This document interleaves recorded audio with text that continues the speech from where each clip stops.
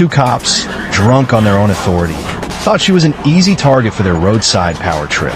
They slammed her head against the asphalt, not knowing her husband was Jason Statham, and he saw everything.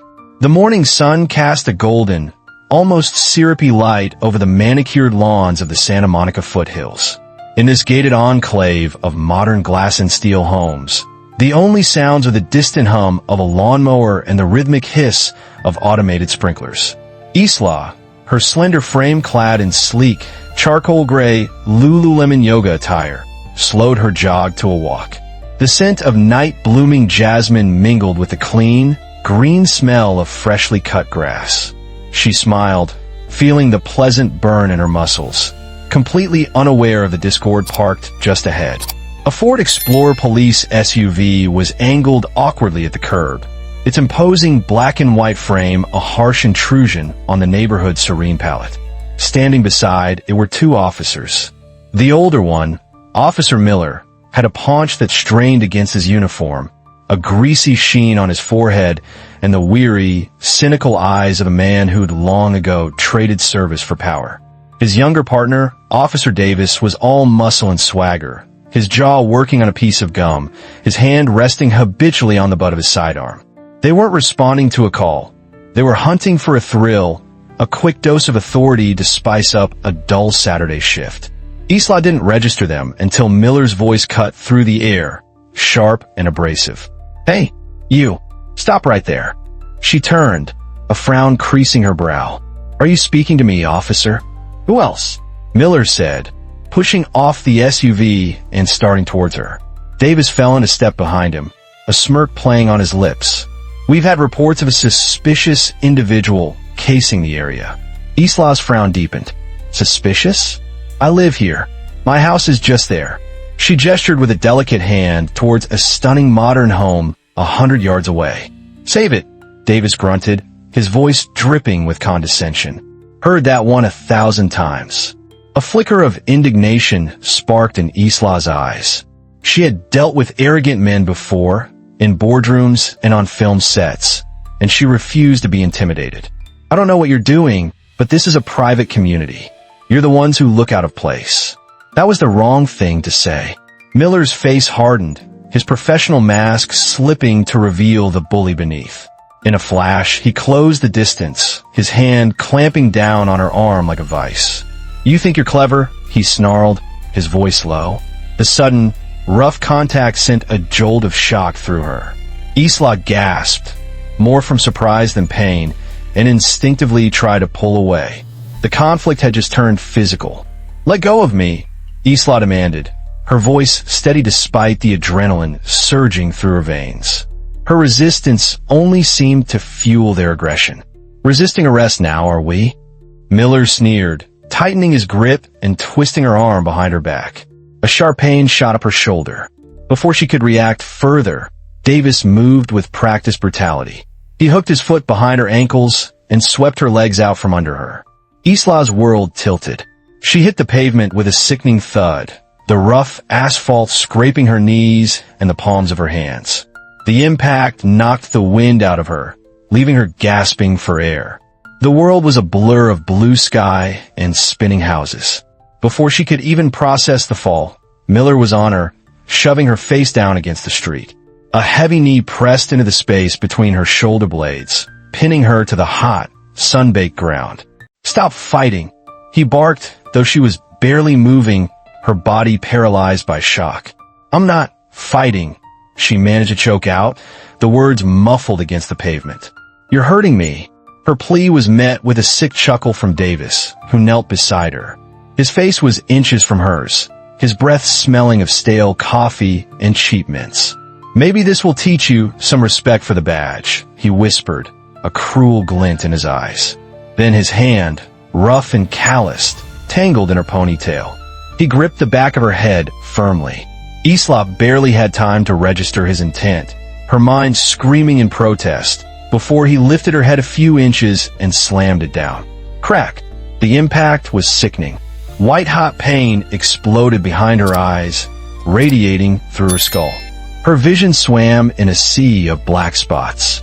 The world dissolved into a high-pitched ringing in her ears, The only other sound the frantic, thunderous beating of her own heart. A warm, sticky trickle of blood began to slide down her temple, tracing a path into her hairline. "There," Miller grunted from above her. "Maybe now you'll learn to cooperate." It was in that moment of absolute helplessness, as the metallic taste of fear and blood filled her mouth, that a new sound cut through the haze. It wasn't loud, but it carried an authority that vibrated in the very air. A calm, controlled, and unmistakably English voice laced with ice. "Get your filthy hands off my wife." Miller and Davis froze, their bodies tensing as if struck by an electric current.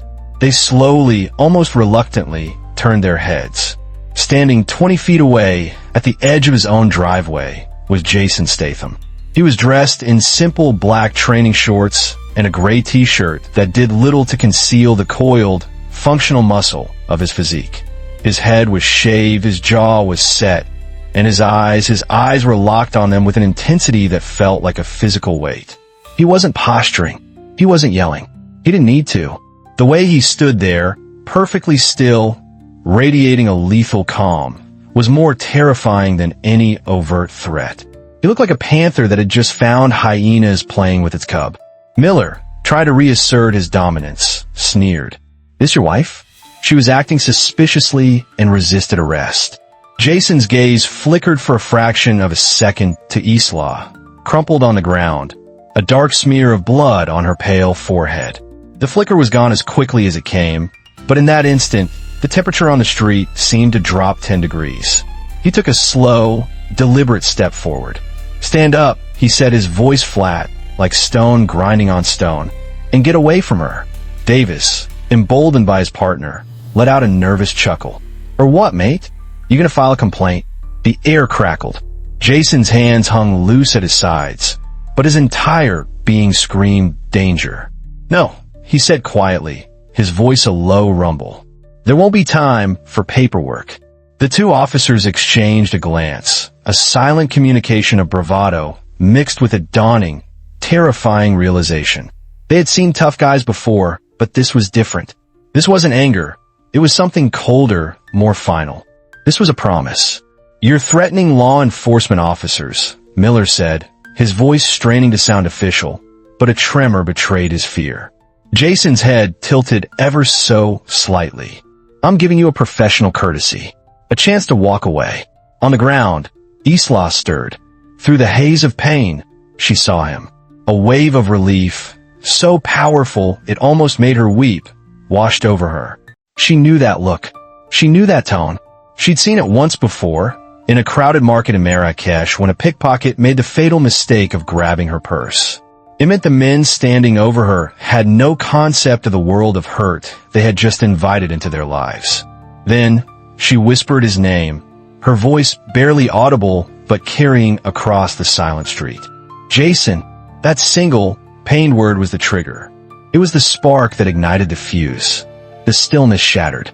The world didn't just speed up, it snapped into a different dimension of time. One where Jason Statham moved at the speed of thought, and the two cops were stuck in slow motion. Miller, still tried to project authority, reached for the baton on his belt. It was a fatal miscalculation. Before his fingers could even close around the handle, Jason exploded forward. In 3 silent, fluid steps, he closed the distance. One hand shot out, not grabbing the baton, but Miller's wrist, twisting it with surgical precision. Bones grated. Miller howled as his grip failed. With the same motion, Jason plucked the baton from its holster, spun it once, and sent it skittering across the street, far out of reach. Before Miller could even register the loss of his weapon, Jason's other hand, open-palmed, struck him squarely in the chest. It wasn't a punch. It was a concussive blast of force. The impact lifted Miller off his feet, sending him stumbling backward until he slammed into the side of the police SUV with a metallic boom that echoed down the quiet street. The air rushed from his lungs in a ragged whoosh. Davis, seeing his partner neutralized, finally reacted. He scrambled to his feet, fumbling for his taser. He barely had it clear the holster when Jason pivoted, his body a blur of gray and black. A hard, precise chop came down on Davis's forearm. The taser clattered to the pavement. Useless. Jason's voice was pure ice. "You put your hands on my wife's head." It wasn't a question. It was a verdict. Davis's mouth opened. A pathetic excuse or a desperate threat dying on his lips. Jason didn't wait to hear it. He grabbed the front of Davis's tactical vest with one hand and the back of his belt with the other. With a grunt of explosive effort, he lifted, twisted, and drove the officer face first into the asphalt. The impact was brutal, a dull, sickening crunch. Davis groaned once and lay still, his face buried in the same spot where Islaw's had been moments before. Miller, gasping for breath, pushed himself off the SUV and charged, throwing a wild, telegraphed haymaker. Jason didn't even seem to look at it. He ducked under the clumsy swing, the fist whistling harmlessly over his head. As he rose, he drove a vicious elbow into Miller's floating ribs. A dry crack echoed in the silence, followed by Miller's agonized gasp as he doubled over. Jason caught him by the back of the neck, his grip like steel.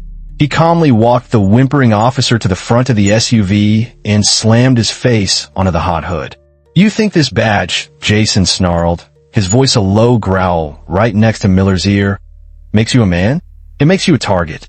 He released him just enough for Miller to see the cold fury in his eyes, then drove a single, lightning-fast knuckle strike into the officer's solar plexus. Miller collapsed to his knees, gagging. The fight was over. It had lasted less than 10 seconds. Jason stood over them, breathing evenly. "Get in your car, and pray I never see your faces again." Without a word, clutching their ribs and their shattered pride, the two men scrambled into their vehicle and sped away. As the sound faded, Jason knelt beside Islaw, his expression instantly softening. "You all right, love?" She nodded weakly, a faint smile touching her lips. "I am now." He gently brushed the hair from her bloodied temple, but his eyes were already scanning the street, cold and watchful. He knew this wasn't over. Night fell, blanketing the opulent neighborhood in a deceptive peace. Inside the Statham residence, the lights were low. Islaw rested on a plush sofa, a small bandage on her forehead, a glass of water untouched on the table beside her. Jason sat in an armchair opposite her, not speaking, just watching. He was a statue carved from granite and patience, but his eyes were restless, scanning the shadows outside the large glass windows. He knew men like Miller and Davis. Their pride was a fragile, venomous thing. An ego bruised is more dangerous than a body broken. At 11:47 p.m., his stillness was broken. A faint, familiar sound reached his ears, the low rumble of a Ford Explorer engine, trying to be quiet. "Stay here," he said, his voice calm but absolute. He moved to the front door, peering through the sidelight window. The same police SUV had pulled up to the curb, its lights off. Two figures emerged, cloaked in the darkness. No uniforms this time, just dark jackets, jeans, and the unmistakable silhouettes of Miller and Davis. They were back for a different kind of justice. "Fucking idiots," Jason muttered under his breath. He didn't wait for them to reach the house. He opened the door and stepped out onto the wide, slate-tiled porch, the cool night air hitting his face. He stood there, waiting, letting them see him. They stopped at the edge of the lawn, momentarily surprised. Miller recovered first, a malicious grin spreading across his face. In his hand, he held a short, heavy-looking metal pipe. "Evening, Statham," he called out, his voice thick with false confidence. Round two. Davis, standing beside him, pulled a folding knife from his pocket, the blade clicking open with a sinister snap. Jason's voice was dangerously low. "You're trespassing. That's one mistake. You brought weapons. That's two. Trust me when I tell you, there won't be a third." Miller scoffed and took a step forward, swinging the pipe in a low arc. The moment he committed, Jason moved. He didn't charge. He flowed down the porch steps like smoke. He met Miller's swing, not by blocking it, but by stepping inside it, his left hand clamping onto Miller's wrist, halting the pipe's momentum instantly. With his right hand, he grabbed the pipe itself. A sharp, brutal twist. A scream for Miller. The pipe was now in Jason's hand. Without a pause, He drove the solid steel end of it into Miller's kneecap. The sound was a wet, sickening crunch. Miller collapsed, howling. Davis lunged from the side, slashing with the knife. Jason sidestepped, the blade cutting empty air. He spun, using the pipe like an extension of his arm, and slammed it against the side of Davis's head. Not hard enough to kill, but hard enough to drop him like a sack of bricks. The knife clattered harmlessly onto the grass. Miller, writhing on the ground and clutching his shattered knee, tried to crawl away. Jason stood over him, his shadow engulfing the man. He dropped the pipe onto the grass beside him. The first time, Jason said, his voice a chilling whisper in the quiet night, "That was for my wife. This is a lesson, so you never forget." He crouched down, grabbing a handful of Miller's jacket and pulling the man's face close to his. "If I ever hear your name, if I ever see you within 100 miles of my family, I will find you. And the next time, we won't be on my lawn. Understand?" Miller, his face pale with terror and agony, could only manage a frantic, slobbering nod. Jason stood, turning to the unconscious form of Davis. He dragged him over and dumped him next to his partner. "Take your rubbish and get off my property." He watched as Miller, sobbing in pain, managed to drag his partner back to the SUV and drive away into the night. This time, he knew they wouldn't be back. A week passed. The silence that returned to the Statham household was a comfortable one, a bond forged in violence and tempered by loyalty. The bandage on Islah's forehead was gone, replaced by a faint, fading scar. But the incident was far from over. One morning, the internet woke up to a grainy but damning video. A neighbor's high-end security camera, positioned perfectly, had captured the entire first encounter. The footage, anonymously leaked to a major news outlet, went viral. The headlines exploded. LAPD officers caught in brutal assault on woman in gated community. Jason Statham defends wife from cops in shocking video. Hashtag Justice for Islah. Video sparks national outrage over police brutality. The digital world erupted. The clip was everywhere, dissected on 24-hour news channels, debated in furious comment sections, and memed into oblivion. Miller and Davis were suspended, then fired, and finally indicted. Their careers were over, their names synonymous with disgrace. The video became a flashpoint in the ongoing national conversation about police misconduct. The world saw two corrupt cops getting what they deserved. But Jason and Islah knew the truth was more complex. They had won, but they had been forced to fight a battle they never should have been in. The incident changed things. It showed that sometimes the only thing standing between innocence and abuse is the willingness to fight back. It reminded everyone that beneath the uniform, people are still people, capable of both great good and terrible evil. What do you think? When the system fails, is taking matters into your own hands the only answer? Let us know your thoughts in the comments below. And if you believe no one should be above the law, share this video and subscribe for more stories that matter. Please, comment with respect for everyone involved.